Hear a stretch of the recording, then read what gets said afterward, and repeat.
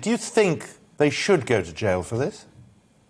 Oh, without a doubt, and they should both receive a substantial jail term for this utterly appalling act. And where should the buck stop? Calls, as we've just heard there, for Cressida Dick to take responsibility. And we've heard that again before, haven't we? How much pressure is there now on the Met Police Commissioner?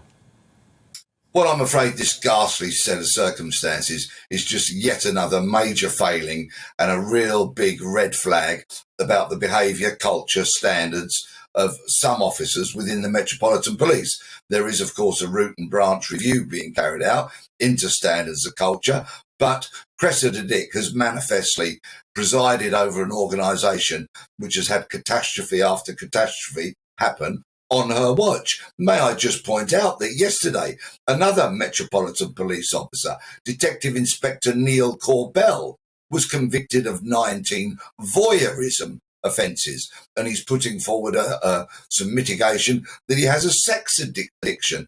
That officer has been sent to the Crown Court for sentencing because the magistrate who heard the case said he didn't have sufficient powers to sentence. So these are not merely isolated cases. They are happening again and again, and there is something quite catastrophic happening within the Metropolitan Police.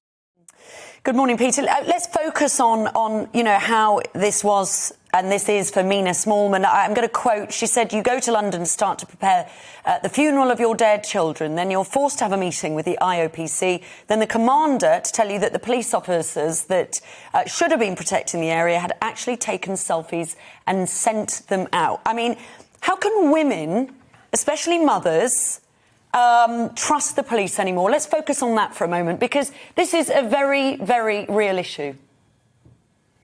Well, sadly, I think many people simply will not trust police officers as a result of this and other recent horrific cases. I would like to say that I think Mina Smallman's dignity throughout all of this stands in stark contrast to the actions and behaviour of some of those in the Metropolitan Police, and she ought to be applauded for that.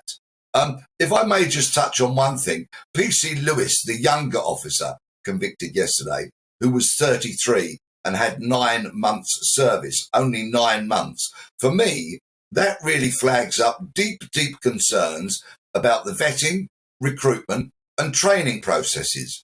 For an officer so young in service to commit such a serious offence really is deeply concerning.